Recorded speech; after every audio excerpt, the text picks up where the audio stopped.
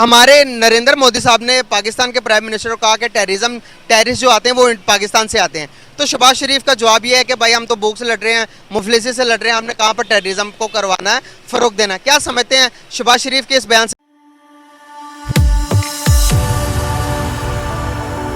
जय हिंद दोस्तों, मोदी देश में आपका स्वागत है।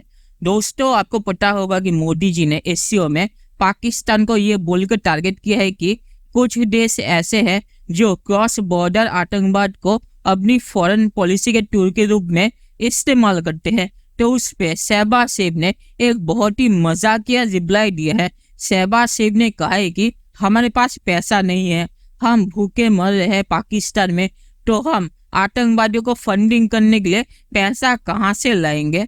और उन्होंने अपना पुराना रोना धोना किया है। तो पाकिस्तानी मीडिया आज इस पे बातचीत कर रहा है और पाकिस्तानी मीडिया यहाँ पे एक और बहाना दे रहा है। पाकिस्तानी मीडिया कह रहा है कि एफएटीएफ पाकिस्तान में आया था और उन्होंने ये सब देख के पाकिस्तान को एफएटीएफ से क्यों निकाला अगर पाकिस्तान आतंकवाद को फंड कर रहा है। दोस्तों, ये वीडियो बहुत ही मजेदार है, तो इसे आप पूरा जरूर देखिएगा। तो चलिए और इंतजार न करके वीडियो देखते हैं। हमारे नरेंद्र मोदी साहब ने पाकिस्तान के प्राइम मिनिस्टर को कहा कि टेररिस्ट जो आते हैं वो पाकिस्तान से आते हैं। तो शहबाज शरीफ का जवाब ये है कि भाई हम तो भूख से लड़ रहे हैं, मुफलिसी से लड़ रहे हैं, हमने कहाँ पर टेररिज्म को करवाना है, फरोग देना है। क्या समझते हैं शहबाज शरीफ के इस बयान से? आप एग्री करती हैं? हाँ, मैं एग्री कर रही हूँ इस बात से कि जाहिर है कि हम खुद भूख से लड़ रहे हैं, तो टेररिज्म तो नहीं हो सकते। अब क्या लगता है कि आपको कि हम कहीं ना कहीं किसी तरीके से इंडिया का मुकाबला कर सकते हैं मौजूदा सिनेरियोज को देखते हुए? हाँ, अभी तक तो लगता नहीं। और बड़े कम मल्टीलैटरल फोरम रह गए हैं जहाँ पे पाकिस्तान मेंबर है। नॉर्मली जो पाकिस्तान की पोजीशन है कि हम वो एक आइसोलेटेड मोड में है। मल्टीलैटरल फोरम्स में हम उस तरह नहीं है जिस तरह हमें होना चाहिए। भारत और पाकिस्तान की बात करें तो वही बात थी। इंडिया ने अभी जब अमेरिका में थे प्राइम मिनिस्टर मोदी, तो उन्होंने वहाँ पे कहा जनाब के पाकिस्तान तो, और उन्होंने they made the White House agree on that statement कि जी Pakistan sponsors terrorism, cross border terrorism, so and so. इधर पे भी उन्होंने कहा जी कुछ ममालिक जो हैं वो स्पॉन्सर करते हैं। आगे से पाकिस्तान ने भी जवाब दे दिया कि आप लोगों ने क्या ये रखा हुआ है, बायलैटरली भी रहा है लेकिन मल्टीलैटरली इसमें मुझे ऐसे लग रहा है कि एससीओ से कोई इतनी लंबी चौड़ी उम्मीदें नहीं होनी चाहिए। उसकी वजह यह है कि there are many analyst and there many people who believe कि इंडिया जो है वो एज ए स्पॉइलर का रोल भी प्ले कर सकता है इसमें। द रीज़न बिहाइंड इज के इंडिया जो है वो दे डोंट बाय चाइनीज और Russian perspective on so many things. So लेकिन India itself is so much important that it cannot be ignored as well. This is a win-win situation for Prime Minister Modi and particularly the elections are coming next year. तो जो वज़ीर आज़म मोदी दिखाना चाहते हैं अपनी आवाम को और अपने लोगों को कि भाई मैं तो इस वक्त ग्लोबल लीडर हूँ, क्योंकि मैं तो G20 को भी हेड कर रहा हूँ, एससीओ को भी हेड कर रहा हूँ, इंटरनेशनली पूरी दुनिया में मैं बुलाया जा रहा है। जिस तरह बाइडन ने हमें आके जो है वो इतने, लेकिन क्योंकि I think India is not expecting so much from this group as a multilateral forum, but India has good relations bilaterally with all these countries except China. China के साथ भी इकोनॉमिकली ठीक है बट पॉलिटिकली बॉर्डर में issues हैं। लेकिन India को वो कहते हैं ना मल्टीलैटरली को इतना वो फायदा नहीं है, लेकिन बायलैटरली क्योंकि इंडिया सबके साथ बहुत अच्छा है, इंक्लूडिंग सेंट्रल एशियन ममालिक, including Iran, including Russia, Pakistan को निकाल के, so they are good with what they are doing.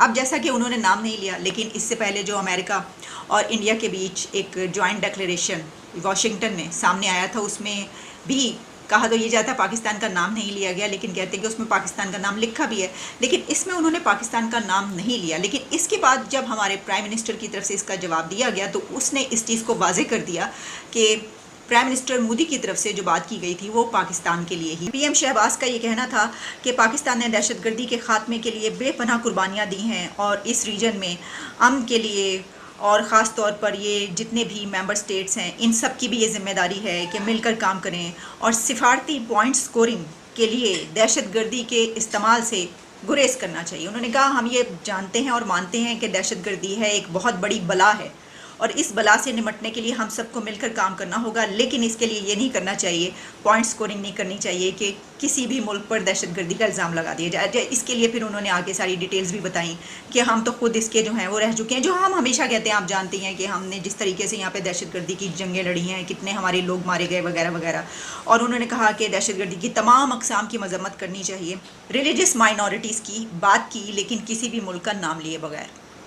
तो इससे पहले जो बात हुई थी वो भी किसी मुल्क का नाम लिए बगैर हुई थी। तो यहाँ पर पीएम शहबाज ने भी बात की, लेकिन किसी भी मुल्क का नाम लिए बगैर भी है। तो हम तो डेकेड्स तक, साल तक हम FATF की ग्रे लिस्ट में रहे हैं, और फिर बहुत मुश्किलों से, यानी सिर्फ चंद महीने नहीं बल्कि साल की मेहनत के बाद, एफर्ट्स के बाद, उनसे बहुत मरतबा हमने रिक्वेस्ट की, और फिर उसके बाद उनका एक आया यहाँ पर ग्रुप, जहाँ पर आकर उन्होंने सब कुछ देखा कि क्या प्रैक्टिकली भी कोई काम हो रहा, और फिर हमारा नाम FATF की ग्रे लिस्ट से निकल गया। तो फिर इसको क्या ऐसे देखना चाहिए कि जो FATF की लिस्ट में होता है वो दहशतगर्द होता है, और जो FATF की लिस्ट से निकल जाता है तो मेजर साहब फिर वो दहशतगर्द नहीं होता। चलिए दोस्तों, इस वीडियो पे बात करते हैं। तो FATF के बारे में जो पाकिस्तान ने कहा है कि FATF ने पाकिस्तान को अपने लिस्ट से क्यों निकाला अगर पाकिस्तान आतंकवाद को फंड कर रहा है। तो पाकिस्तान चूना लगाने में दुनिया में नंबर 1 है। पैसे लेते वक्त भी वो चूना लगाते हैं, और दुनिया को बेवकूफ बनाते वक्त भी वो चूना लगाते हैं। और ऐसे ही पाकिस्तान ने FATF को भी चूना लगा दिया। पाकिस्तान करता क्या है, जब FATF पाकिस्तान में आता है तो जो आतंकवादी होते हैं उन्हें जेल में डाल के रखते हैं, और जब तक FATF अपना रिव्यू करता है पाकिस्तान में आके, तब तक वो आतंकवादी जेल में रहते हैं। और जब FATF पाकिस्तान से चला जाता है तो वो आतंकवादियों को वो छोड़ देते हैं। तो ऐसे पाकिस्तान FATF को भी चूना लगाता है, और ऐसे ही FATF के लिस्ट से पाकिस्तान निकला। तो FATF का बहाना पाकिस्तान ना दे तो वही अच्छा, क्योंकि FATF पाकिस्तान को डाल के निकाल के और फिर से डाल चुका है। तो पाकिस्तान ऐसे ही दुनिया को चूना लगाता है। और जहां तक शहबाज शरीफ का बेवकूफाना रिप्लाई जो है कि हम आतंकवादियों को फंड कहाँ से करेंगे, हमारे पास तो खाने पीने के पैसे नहीं है। तो जो लोग आतंकवादियों को फंड करते हैं उनके पास पैसों की कोई कमी नहीं है, और वो लोग वही है जो टिम हॉर्टन से कॉफी भी खरीदते हैं जब पाकिस्तान दिवालिया हो रहा हो। तो पाकिस्तानी आर्मी में कोई भी बंदा भूखा नहीं मर रहा, जो भूखे मर रहे हैं वो पाकिस्तानी आवाम है। तो आतंकवादियों को फंड करने के लिए पाकिस्तान के पास कभी भी पैसों की कमी नहीं होती।